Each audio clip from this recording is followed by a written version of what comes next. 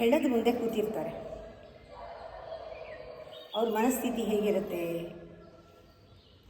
ಗುರುವಿನ ಸನ್ನಿಧಾನದಲ್ಲಿ ಇದ್ದಾಗ, ಗುರು ದೇವ್ರ ಪೂಜೆ ಮಾಡ್ತಿದ್ದಾಗ ಹೇಗಿರುತ್ತೆ? ತುಂಬ ಕಷ್ಟದಲ್ಲಿ, ಸಂಕಷ್ಟದಲ್ಲಿ ಸಿಕ್ಕಾಕೊಂಡಿರ್ತಾರೆ, ಪ್ರಾಬ್ಲಮ್ನಲ್ಲಿ. ಅವ್ರ ಮನಸ್ಸು ಹೇಗಿರುತ್ತೆ?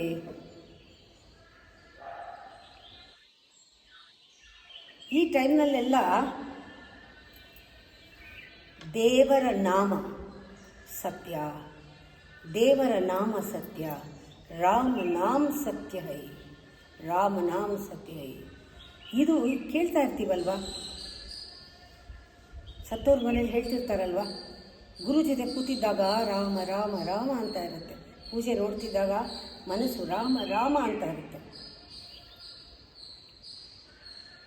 ಸ್ಮಶಾನದಿಂದ ಬಂದಾದಮೇಲೆ, ಗುರುವನ್ನು ಬಿಟ್ಟು ದೂರ ಹೋದ ಮೇಲೆ,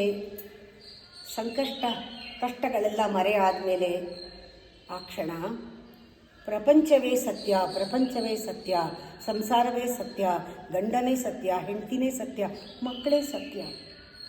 ಯಾವ ನಾಲಿಗೆ ರಾಮನಾಮ ಒಂದೇ ಸತ್ಯ ಅಂತ ಹೇಳಿದ್ದು ಮರೆತು ಬಿಟ್ಟು ಪ್ರಪಂಚ ಸತ್ಯ ಅಂತ ಅದೇ ನಾಲಿಗೆ ಸ್ವಲ್ಪ ಹೊತ್ತ ಮೇಲೆ ಹೇಳುತ್ತಲ್ಲ, ಇದನ್ನೇ ಅಲ್ವಾ ಮಾಯೆ ಅಂತ ಹೇಳೋದು. ಅದಕ್ಕೆ ಹೇಳೋದು ರಾಮನಾಮ ಅನ್ನೋದು ಒಂದು ಕ್ಷಣ ಜ್ಞಾಪಿಸ್ಕೊಳ್ಳೋದಲ್ಲ, ನಿರಂತರ ಜಪಿಸು ರಾಮನಾಮ. ಇದು ಅಭ್ಯಾಸವಾಗಲಿ, ನಿನ್ನ ಚಿತ್ತದೊಳಗೆ ಹೋಗಲಿ, ನಿನ್ನ ಸಬ್ಕಾನ್ಷಿಯಸ್ ಮೈಂಡ್ಗೆ ರಿಪೀಟೆಡ್ ಆಗಿ ರಾಮ ರಾಮ ರಾಮ ರಾಮ ರಾಮ ರಾಮ ಜಪ, ಆ ಜಪವಾಗಲಿ. ಮಾನಸಿಕ ಜಪವಾಗಲಿ. ಕೂತ್ರೆ ಎದ್ರೆ ಮನಸ್ಸಿಗೆ ಅದೇ ಅದು ಬರ್ತಾ ಇರಲಿ ಅಂತ ಯಾಕೆ ಹೇಳಿದ್ರು? ಯಾಕೆಂದರೆ ಮಾಯೆ ಮನಸ್ಸು ಮರ್ತು ಬಿಡುತ್ತೆ ಅಂತ. ರಾಮ ಸತ್ಯ ಅಂದಾಗ ಈ ರಾಮನಾಮ ನನ್ನನ್ನು ಸತ್ಯಕ್ಕೆ ಕರ್ಕೊಂಡು ಹೋಗುತ್ತೆ, ಪರಮಾತ್ಮನಿಗೆ ಕರ್ಕೊಂಡು ಹೋಗುತ್ತೆ, ಅವನ ಹತ್ರ ತಲುಪಿಸತ್ತೆ ಅನ್ನೋದು ನನ್ನನ್ನು ಪ್ರಪಂಚದಿಂದ ಡಿಟ್ಯಾಚ್ ಮಾಡುತ್ತೆ, ನನಗೆ ಸತ್ಯವನ್ನು ತೋರಿಸುತ್ತೆ.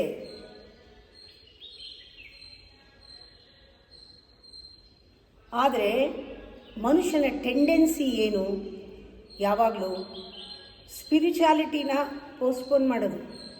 ನಾನು ಸತ್ತೋಗ್ತೀನಿ, ಸತ್ತೋಗೋದ್ರೊಳಗೆ ಈ ಪ್ರಪಂಚದಲ್ಲಿರೋದೆಲ್ಲ ಅನುಭವಿಸ್ಬಿಡ್ಬೇಕು ಅಂತ ನಾವು ಪೋಸ್ಟ್ಪೋನ್ ಮಾಡಲ್ಲ.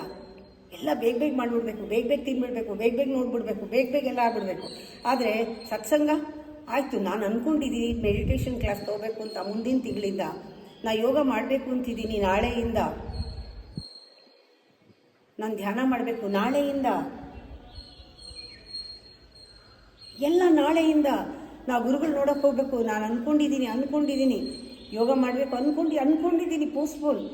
ಅದು ಟೆಂಡೆನ್ಸಿ. ದಯವಿಟ್ಟು ಯಾರು ಪೋಸ್ಟ್ಪೋನ್ ಮಾಡಬೇಡಿ ಸ್ಪಿರಿಚುಯಾಲಿಟಿನ. Already you are in spirituality, already you are in spirit, but you are not aware because of the Maya.